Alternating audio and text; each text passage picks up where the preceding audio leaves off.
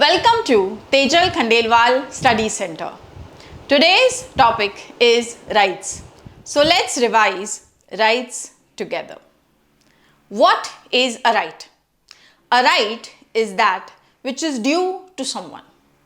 Due by the virtue of being a human, an individual, a citizen, or a member of a group.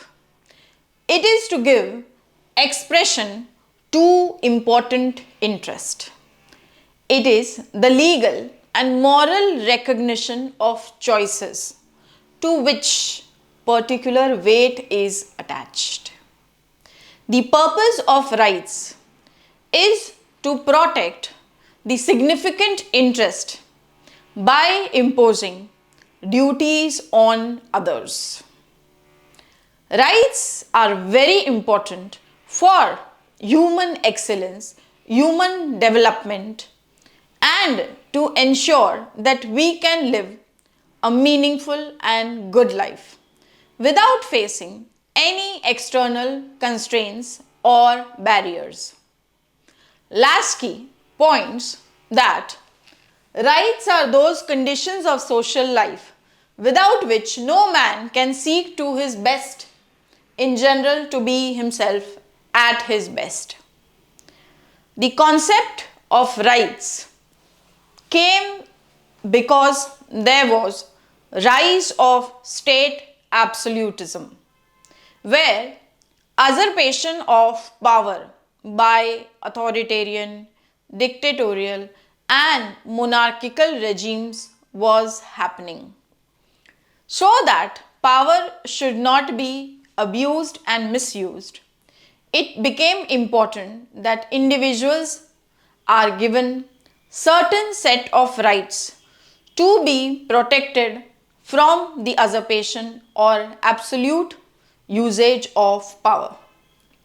So, the concept's origin is to exercise certain restrictions and limitations on state so that individuals can freely live a meaningful and good life. So we can say rights are the conditions which are very much necessary for the development of an individual. Now let's understand the concept of rights very concretely vis-a-vis many other terms that we use.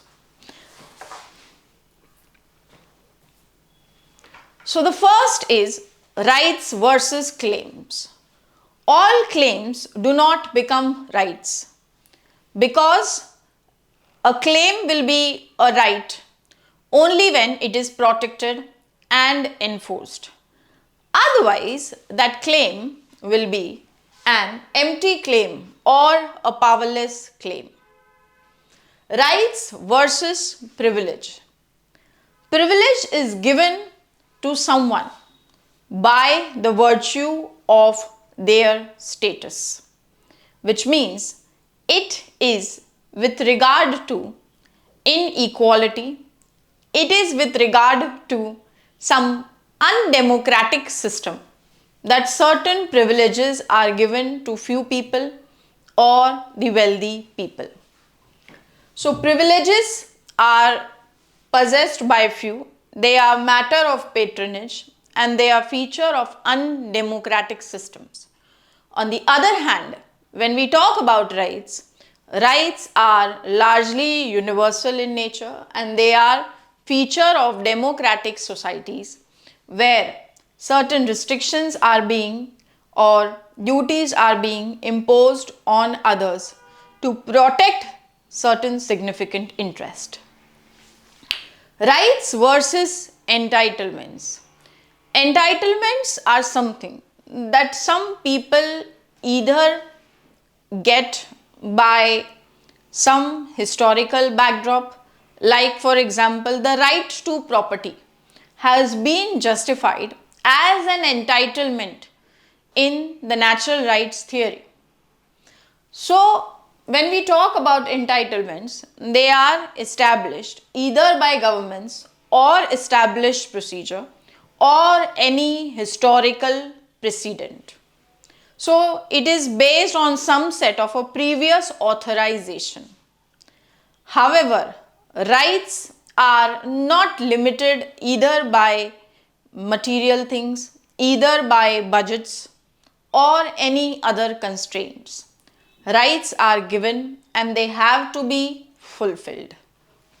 Now, let's talk about the concept which was one of the most earliest notion of rights, and that is the concept of natural rights. Natural rights imply self-evident truths, which means they are intrinsic to the very basis of human nature. Human nature which is guided by a natural law, which is based on reason in man. And the reason in man enables them to do cooperation with others in the society. The earliest exponent of natural rights is John Locke. So, when we talk about natural rights, there are two bases that have been spoken of natural rights. One is the contractual basis, which means theorists like John Locke said that natural rights are something which were possessed by man in the state of nature, like right to life, liberty and property, because man is guided by natural law.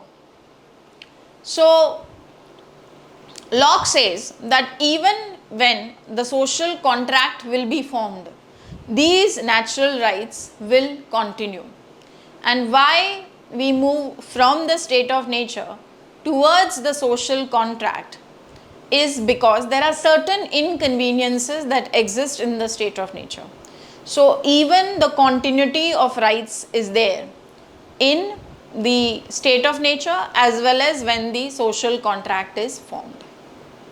The teleological basis says that natural rights is based on the very purpose of the human life. It is not based on recognition by any artificial construct or hypothetical or imaginary procedures. It is the very nature of man through which natural rights are to be realized. So, Thomas Paine says that in his work Rights of the Man, that he rejected the social contract and natural rights do not depend on any institutional arrangement. T.H. Green says that they are moral rights, which mean come from the moral character of man himself. Individual has moral consciousness. So, that is the basis of rights. Now, so yes, they are possessed by man even in the state of nature. However, this has been criticized severely by the legal rights theorist. Even Hobbes have been a critique of theory of natural rights. He says covenant without swords are nothing but words, which means a right is not a right if it does not have the power of enforcement. If there are no punishments associated with violation of rights, then what is the meaning of having such kind of rights? Even Bentham talks about the concept of legal rights and is a severe critique of the natural rights theory. So, Bentham also says that rights are granted by the state, which means state defines rights, state is the source of rights, there is nothing prior or anterior to the state. Legal framework which guarantees rights is given by the state, and content of law changes, so substance of the rights will also change. So, changing societal morality, changing sphere that will come within the law, and obviously that's how rights will also change.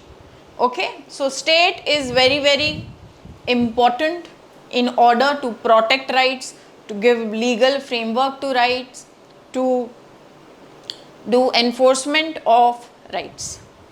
So he says that about natural rights, that it is the doctrine of natural rights which is unreal and ill-founded.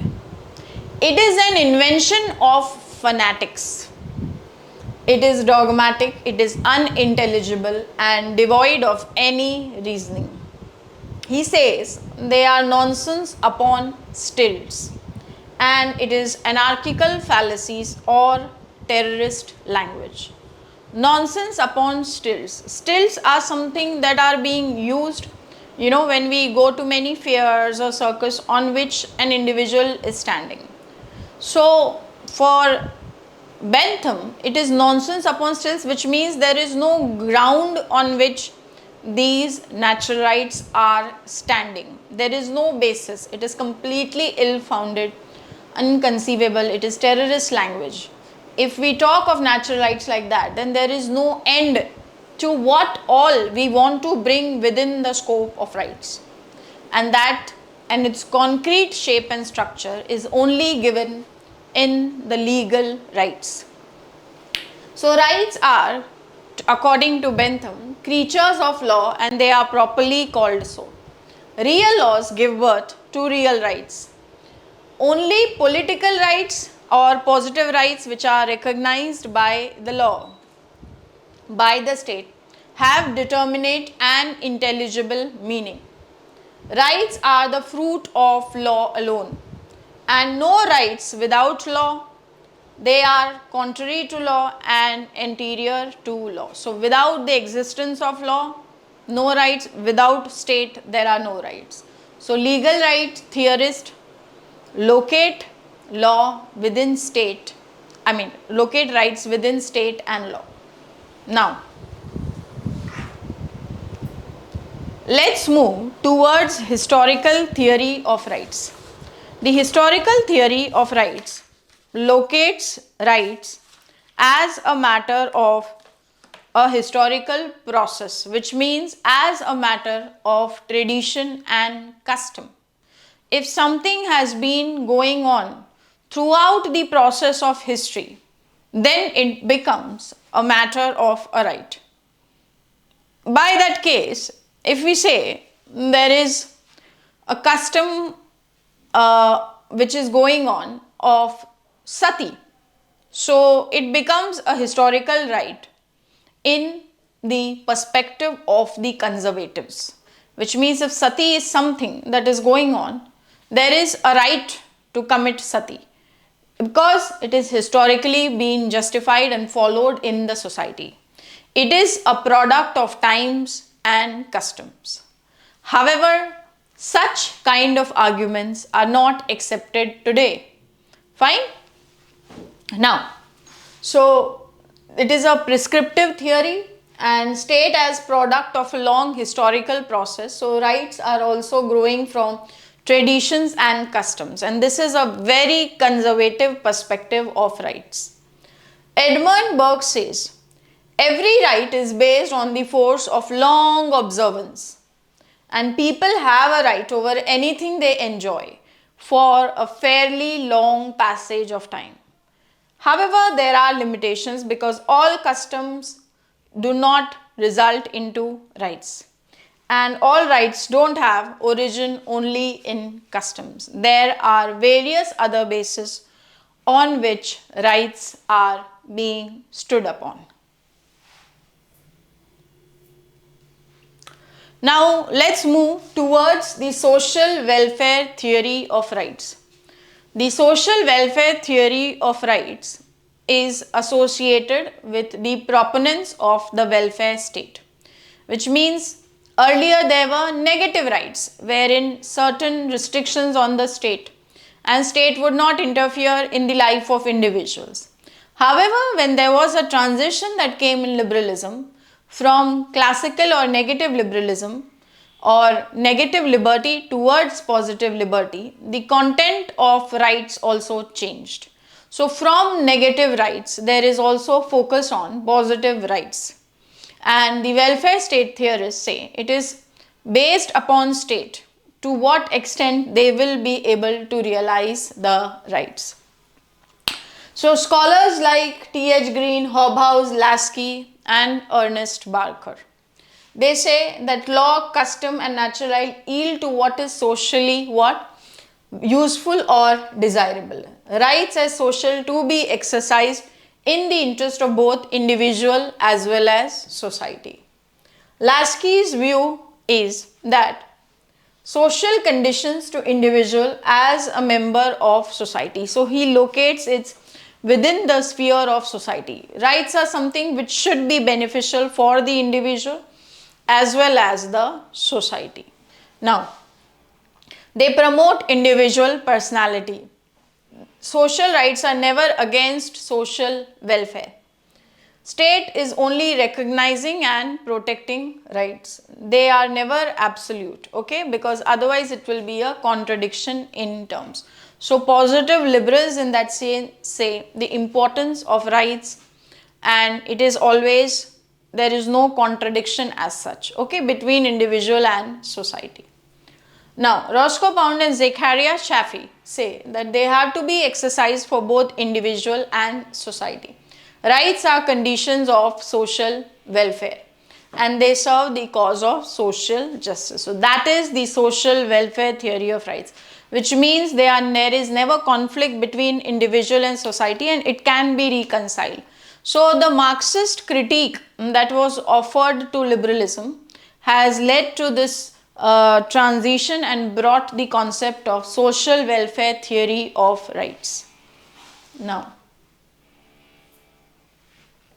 libertarian theory of rights. The libertarian theory of rights points that each individual has an absolute right for the ownership of private property and state should not have any role with regard to redistribution or in order to infringe an individual's right to property, and state should have minimal role in order to regulate the life of its citizens. So Nozick says that each individual has complete right over his or her body, and if they utilize this for the purpose of acquisition of property, then it is totally justified. He says that because individuals have this self-ownership, state cannot be justified for infringing property rights. He also sets clear limits to the capacity of the government to regulate life. Hayek says property ownership is very important as a very important fundamental civil liberty. Personal freedom is reigning only within a capitalist economic system, neither in any other forms of system or authoritarian system. They will only be able to continue in capitalist economic system because they provide political stability. Private property also leads to promotion of values, political values, and private property contains the seeds of totalitarian oppression.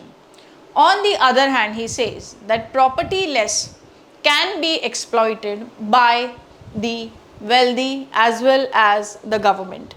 They can be manipulated. So, having property creates a lot of stability within society. So, libertarian theory of rights have only importance and emphasis on the right to private property. Now,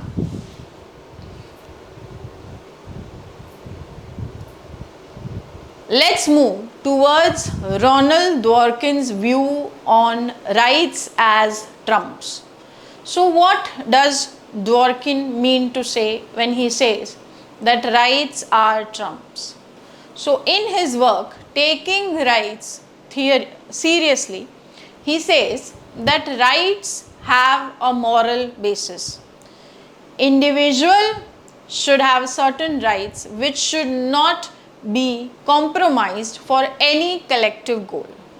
So this view is in contrast to the utilitarian view which says that greatest happiness of greatest number is very, very important, or welfare is very important, or utility forms a very important basis of satisfaction.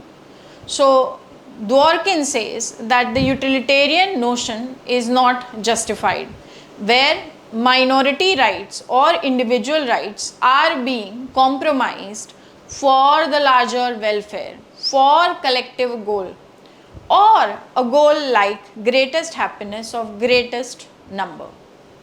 So Dworkin gives moral basis to the concept of rights, and he says it belongs to the individual, and in that way it is like a veto, which means it cannot be compromised. Alright. So it is something which is a trump, which is something which carries an important weight, and thus it cannot be compromised. So he is contrasting the utilitarian theory as well as the legal positivist theory, who locate the basis of rights only within the sphere of law. Dworkin says that when there is no law or legal basis for rights, it can be justified even on the basis of principles or policies. So until that, it is not necessary that law has not recognized something, and that is why we don't recognize it as a right. There is something like a principled stand or a moral stand on which rights have to be justified. So Rawls talks about, he makes two distinctions. One is the right to equal treatment, that is in the matters of distribution, and right to be treated as equal, which means that every individual has to be treated on the basis of dignity. So for him, the right to be treated as equal, having dignity, is more important than the matter of right to equal treatment, which is in the sphere of distribution of goods or services. Now, so Dworkin provides a moral basis of rights, individual rights. For him, they are political trumps which cannot be compromised for any collective goal, and the government has to protect them. So they are like fundamental rights, okay, which have to be protected, which are very vital and necessary for the development of personality of an individual. Now, so he says some rights are so fundamental, they can be even against the government, and thus it is necessary to protect the dignity of individuals. Government would do wrong to repeal such fundamental rights, which means these rights he gives it as a moral basis. So why so? Because it enables us to develop personality and feel equal to others, and the basis of it is what? Human dignity and political equality. So certain fundamental rights, for example, are given to citizens, certain are given even to non-citizens, and they are like political trumps, which means no government also can take away those fundamental rights which are given to non-citizens. Okay. Now, context is criticism of obviously utilitarianism, libertarianism, as well as legal positivism. So he talks of right to equal treatment and right to treatment as equal, which is dignity in political sphere decisions. He talks on alternative to legal politism. For example, if law is not adequate, right, for those rights, then principle and policies becomes the basis of what? Rights. Now let's move towards the multicultural perspective of rights. If we talk about rights which emanate in the sphere of liberal philosophy, because Marxists say that there is no need for rights. Why? Because there is no conflict between individual and society. So there is no need. However, later even the concern of socio-economic inequalities emerged, and that's why the liberal philosophy accommodated socio-economic rights along with civil and political rights. Multicultural perspective on this regard challenges this universalist notion within the liberal philosophy which forms the basis of right, which means according to multicultural perspective, the liberals are not able to accommodate deep diversity and they are not able to recognize the particularity and the importance of the cultural sphere of an individual's life. If you do not value a culture of a person, culture, which means you are not even valuing the person who is shaped by that culture. So multicultural perspective on rights say that there has to be accommodation of first the importance of community, the culture, as well as the various ideas that shape rights. Okay, various values, plural values that shape life. So it questioned the idea of universal citizenship and equality, which is difference blindness. In fact, equality should always have differences and pluralities recognition. Now, so rights are not only formal, okay, we have to talk about rights which are real in nature, fine. Now, human rights reflect a form of ethnocentrism. So, multicultural perspective comes in the light of the debates of human rights as well. Why they are saying, why multicultural perspective argue that the human rights that is there in the world is a form of ethnocentrism, which means it is based on liberal values and it is based on liberal philosophy. The important values that are coming from different cultures of the world, that has not been incorporated within the theme of human rights, because human rights have originated from where? They have originated from the importance of the individual, from the rule of law that has come, or natural rights that have come within the liberal tradition. So they say that even human rights cannot be based only on the liberal philosophy. They should also accommodate various other cultural notions and important ideals and values. Fine. So they are saying that the rights that are there within the liberal sphere of life are a form of ethnocentrism, be it even human rights. Now, so accommodation of difference is essence of equality according to the multiculturals. So there is need for group specific rights. Okay. Now, we know that liberalism faced a key challenge from communitarians as well as multiculturalists. Now, who defends the liberal perspective on rights and says that no, liberalism is a very tolerant philosophy. So we can say that minority rights, we can say that even rights for different kind of cultures are embedded within the liberal philosophy is Will Kimlicka. So Will Kimlicka say there is no incompatibility between liberalism and cultural values. Okay. So minority rights obviously come within the scope of liberal school of thought.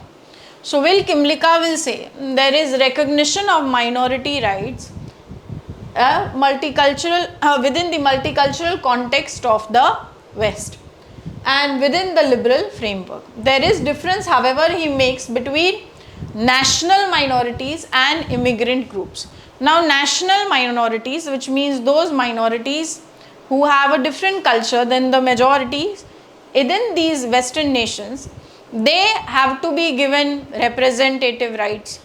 They have to be given self-determination rights. But the immigrant groups who are voluntarily migrating, even if they are in minority, we know that immigrant groups will also form part of minority, but they cannot be treated on par with the national minorities that are a result of indigenous processes or way of life, according to Will Kimlicka. So he says, yes, we are ready to accommodate minority rights within the scope of liberalism also. We are ready to do that. But national minorities will be treated differently than immigrant groups who form also part of the minority group. Okay. So he says that yes, but certain conditions, certain polyethnic bases can be recognized. For example, the Sikhs' right to wear a turban. Okay, this is a very important part of the expression of the identity of their culture. That is something that can be accommodated so that there is respect for their culture and other things. But you can't expect that they will be given the same kind of rights that other people enjoy in the Western nations. Okay. Now, so in this regard, Bhikkhu Parekh questions this and says that the liberal basis of multiculturalism is less. It is not so deep, which means it is not ready to accommodate deep diversity. It is only acceptance of shallow diversity.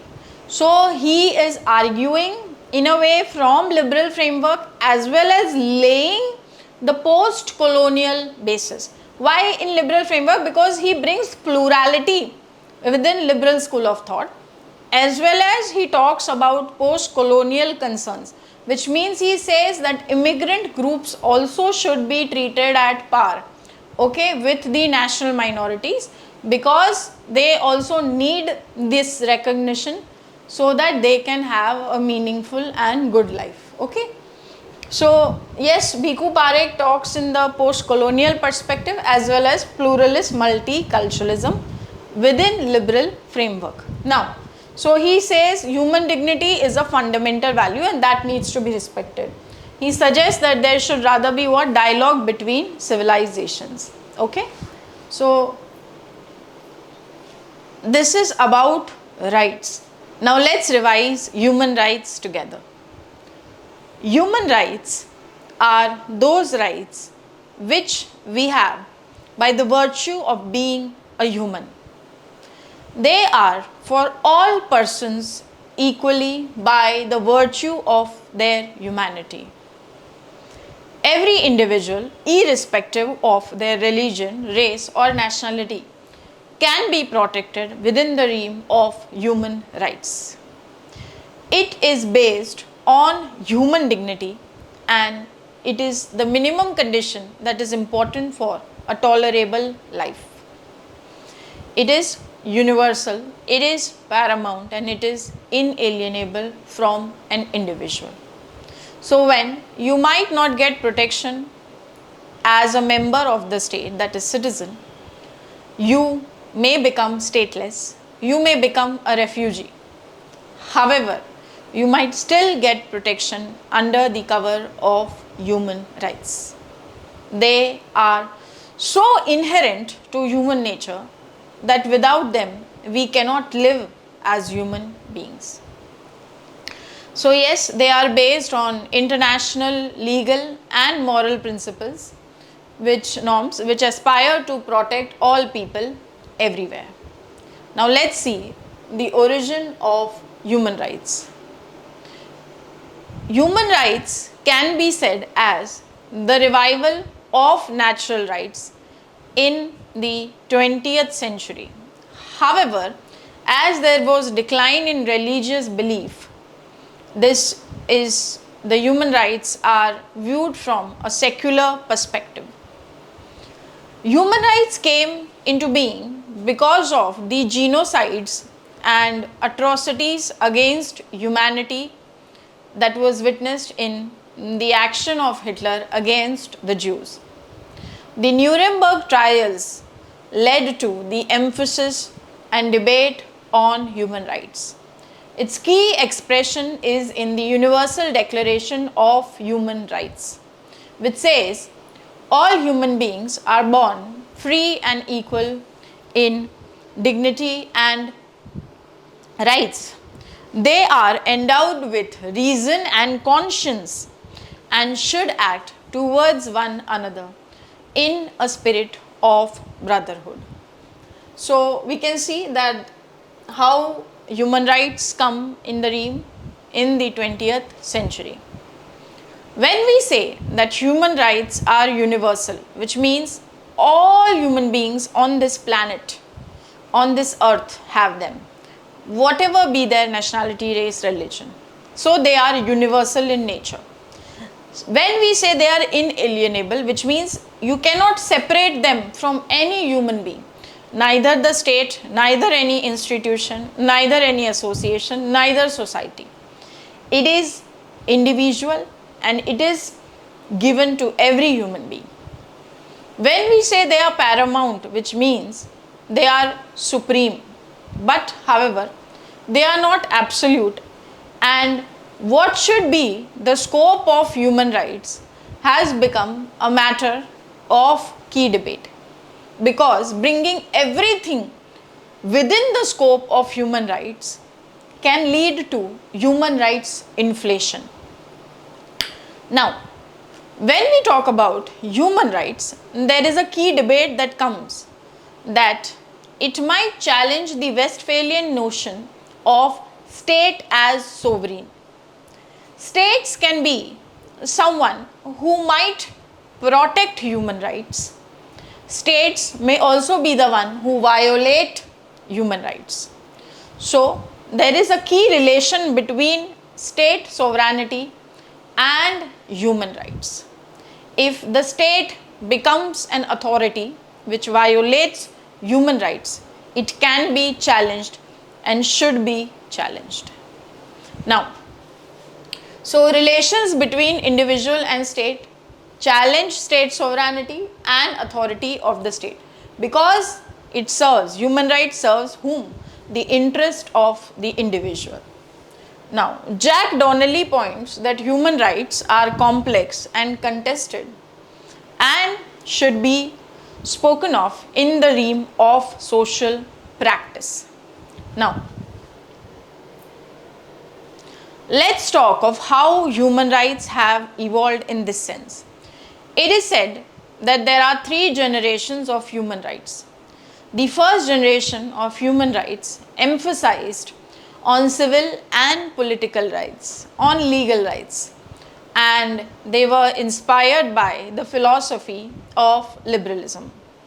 The second generation of human rights spoke about socio-economic aspects of life, and they are inspired by the philosophy of socialism. They have given the welfare basis to the state acting as enabling role and interventionist in that regard. When we talk about the third generation of human rights, it is about peace, humanitarian assistance, development, collective rights which belong to certain cultural spheres. So we say that the third generation of human rights is inspired by the philosophy of multiculturalism. Now, so yes, the first generation, liberalism, US Bill of Rights and Declaration of Rights to Man and Citizen forms the basis. Second generation, International Covenant of Economic, Social and Cultural Rights and Article 22 to 27 in UDHR. And third generation, collective development and cultural rights is inspired by values of fraternity that is coming from multiculturalism. So yes, we see it in the Rio Declaration, Declaration of Indigenous Peoples and Rights. Now, there is a key debate that is there a universal conception of human rights? When is anything terming to be as universal, which means it is the dominant perspective. So human rights, if we see, have come from liberal perspective, and liberals say that it is beyond the realm of a human being, whether he is a citizen or whether he belongs to any nationality, race, religion. There are certain values, that is universality, which is the basis of human rights. So, however, there is a key contest in this regard, and Asian values and multiculturalists and others have challenged this liberal basis of forming a universal conception of human rights, which means within the value of human rights, we need also to bring in principle of collectivism, principle of communitarianism, and not only the individualistic philosophy, which is the dominant basis in liberal philosophy. So the debate on can there be a universal conception of human rights is a debate between the liberal basis of human rights and that being challenged by multiculturalists, that being challenged by those who propagate Asian values.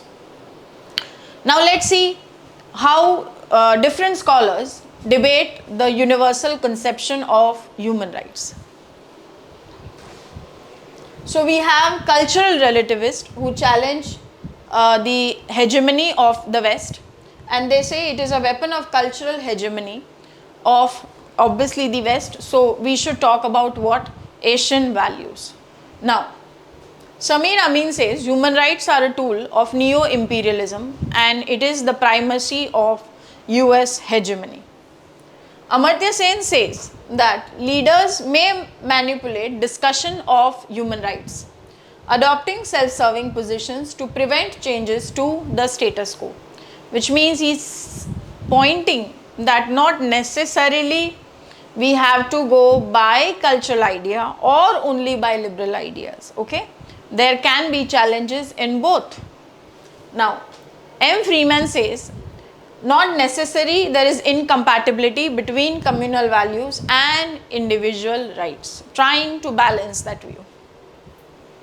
Jacques Maritain says that universal essence of human rights above ideologies and arrive at mutual agreements despite ideological differences. So we can still come at some overlapping consensus. Now, René Cassin says we should transcend the religious and cultural differences and embody generation of rights on which basis? On humanistic and natural law foundations. So, which should be guided by dignity, liberty, equality and brotherhood. So, universality of human rights, key challenge comes in the Asian values. Now, Asian values tries to have a reconciliation of society, culture, history, and it is a political ideology which has been propounded by leaders in Southeast Asia and East Asia, and say that the basis of human rights should be not only located in individual but also in community, also in culture and also in values of fraternity. So, for example, Asian value says we should focus on collectivism, we should focus on communitarianism, we should focus on respect for key leaders of authority, we should speak about brotherhood and fraternity in society, we should talk about social discipline. So, these are certain values which are embedded within Asian cultures and not present maybe according to them in the Western cultures, which only focuses individual as the center of all thought. So, Asian values speak about challenging any universalist basis of human rights and says different values accord different weight to different aspects of life. So, they've adopted the Bangkok Declaration in order to guide what should be the basis of human rights according to these cultures. Now, so yes, principle of collectivism and communitarianism and not only individualism, which has been dominant perspective of liberal philosophy. So at Bangkok Declaration, they've adopted in 1993, they speak about principles of sovereignty, self-determination and non-interference in civil and political rights, which means state authorities should not be challenged by the West on the grounds of human rights, because we see there had been a lot of humanitarian intervention and there had been a lot of politicization of how human rights have been used by the Western states as well. So yes, these were the debates about human rights theories. So I hope all the concepts are clear and we'll meet soon again. Thank you so much.